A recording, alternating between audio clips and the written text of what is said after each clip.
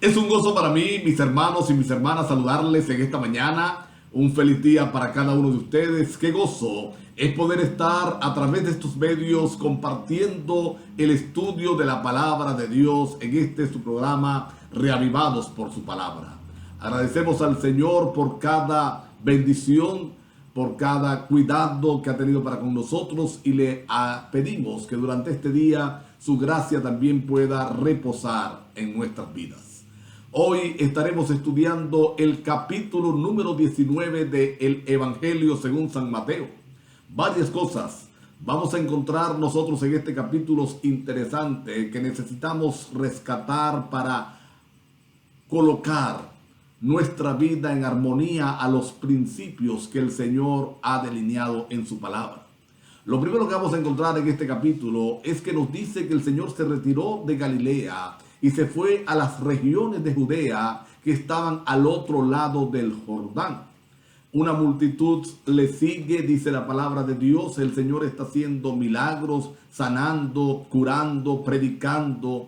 Y mientras Él está en esta función, entonces los fariseos le llegaron al Señor, los fariseos y sacerdotes llegan al Señor para tentarle, para hacerle una pregunta con la intención de entrampar a Cristo y condenarle.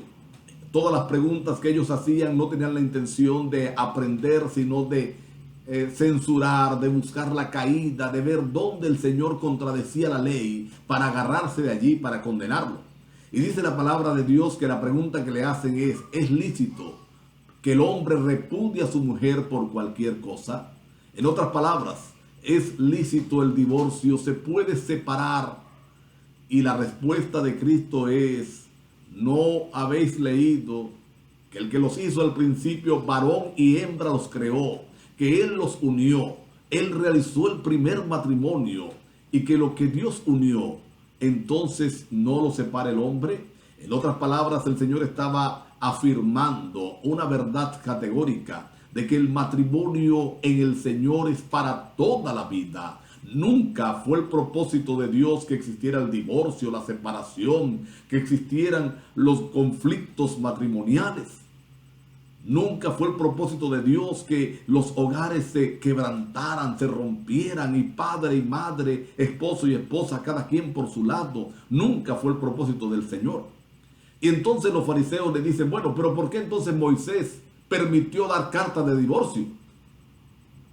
Y Cristo va a dar la razón correcta por la cual nuestros hogares no son felices. Cristo va a colocar el dedo en la llaga, como se dice vulgarmente. Cristo va a colocar el punto sobre la I. Cristo va a indicar la verdadera causa de los problemas en los hogares. Él dice: por la dureza de vuestro corazón. Entonces Moisés permitió dar carta de divorcio. Pero eso no es correcto, eso no está bien. Y entonces el Señor va a afirmar que la única razón por la cual nosotros podemos divorciarnos, o mejor dicho, la única razón por la que se le pudiera considerarse el divorcio como lícito delante del cielo, aunque entra por supuesto la oportunidad del perdón y de la restauración, es a través o por causa del adulterio. Y Cristo dice que la persona inocente, es decir, la que fue agraviada, la que sufrió por el adulterio de la pareja, está en su derecho de rehacer su vida si así lo deseara. Pudiera volverse a casar si así lo quisiera.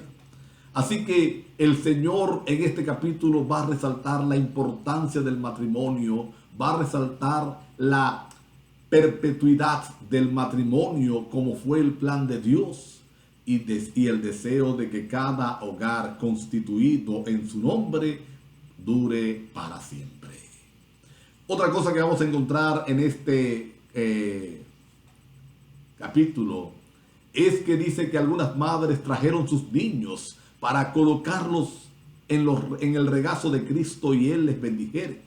Pero los discípulos pensaron que después de todo, aquella obra no era tan importante como la que él estaba haciendo. Los discípulos enseguida empezaron a imaginar todo el tiempo que se estaba perdiendo, que en el que podría estar predicando, podría estar sanando, haciendo cosas importantes. Así que reprenden a las madres, tratan de quitar a los niños de encima de Cristo, pero Cristo va a dar una declaración interesante que necesitamos esta mañana recordar y reflexionar en la misma. No impidáis que los niños vengan a mí, dejadlos venir a mí, por una sola razón, porque de los tales es el reino de los cielos. De los tales es el reino que yo estoy predicando. Y aquí hay una lección interesante que necesitamos aprender los adultos, sobre todo aquellos que tenemos, por gracia de Dios, responsabilidades.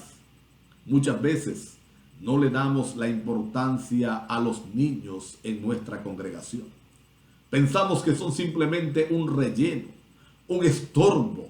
Queremos que crezcan rápido porque niños no nos sirven de mucho. Pero Cristo Jesús nos recuerda que de los tales es el reino de los cielos.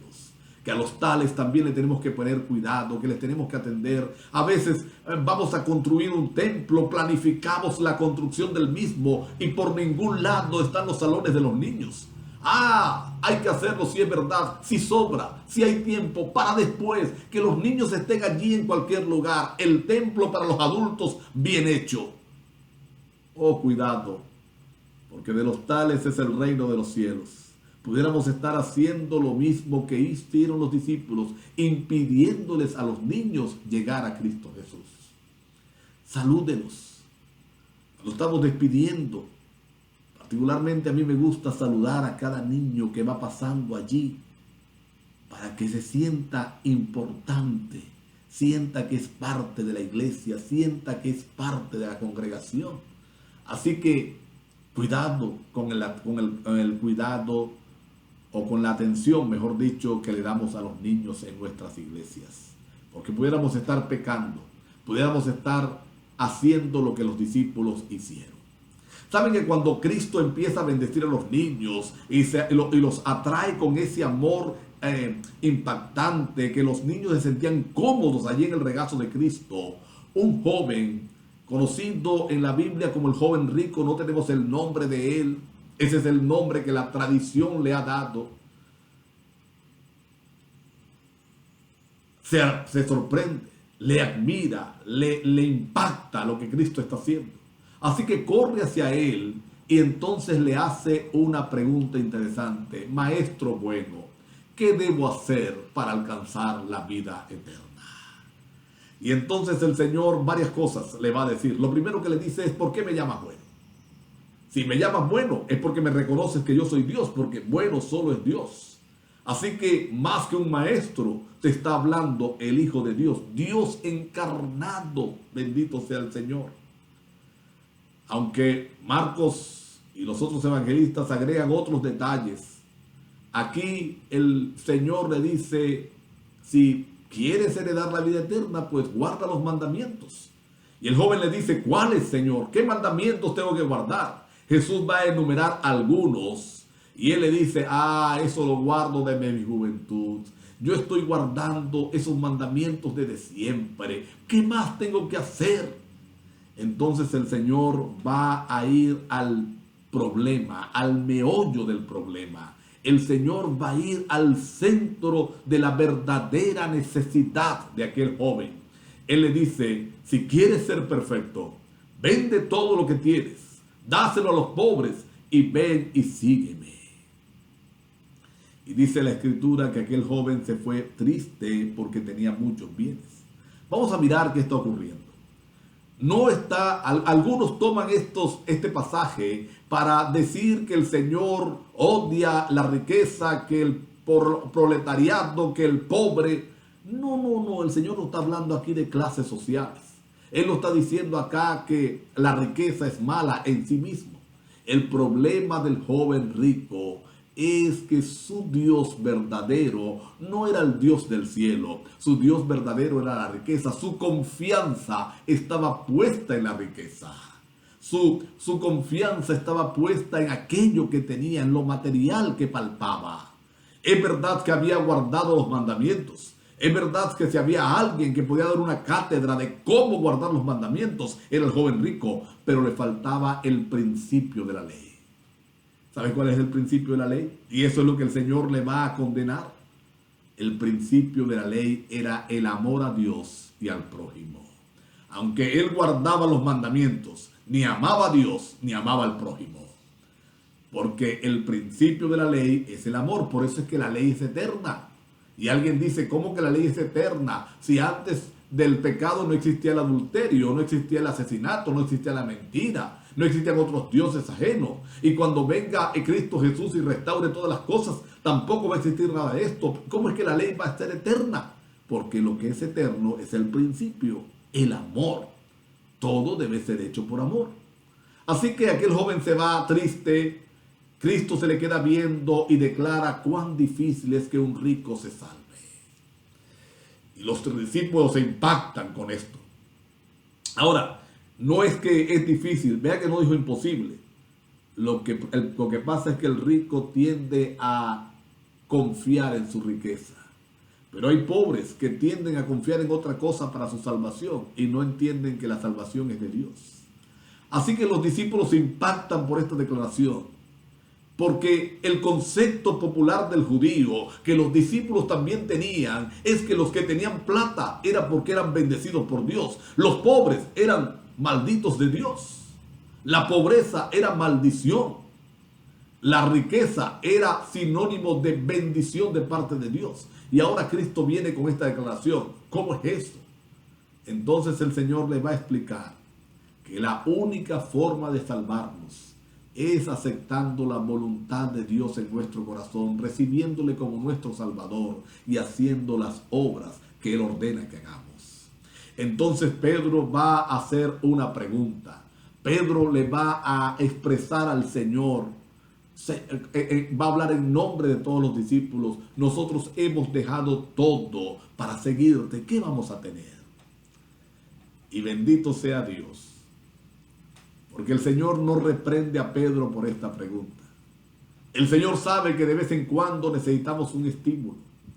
Y Él les dice, lo primero que le afirma allí según Mateo, es que cuando Él venga, ellos se van a sentar en 12 tronos para juzgar a las tribus de Israel. Es decir, van a ser parte de ese juicio comprobatorio. Pero, me encanta lo que dice. No hay quien haya dejado padre, madre, esposa, hijos por causa de mi evangelio, que no haya dejado algo por causa para seguirme, que no reciba 100 veces más en esta tierra y cuando yo venga, dice Cristo, la vida eterna. Bendito sea nuestro Señor. Bendito sea nuestro Dios que ha planificado para aquellos que le siguen un futuro glorioso. Esta mañana nuestra decisión debe ser seguir al Señor de todo corazón. No por la recompensa que nos va a dar, no, sino por lo que ya Él ha hecho. Que nuestra decisión esta mañana sea seguirle. Y no importa lo que tengamos que dejar para amarle por toda la eternidad. Vamos a inclinar el rostro para orar. Querido Padre, muchas gracias por el capítulo número 19. Ayúdanos a aplicar los principios encontrados en él en todas las áreas. Gracias por escucharnos. En el nombre de Jesús. Amén. Dios les bendiga ricamente.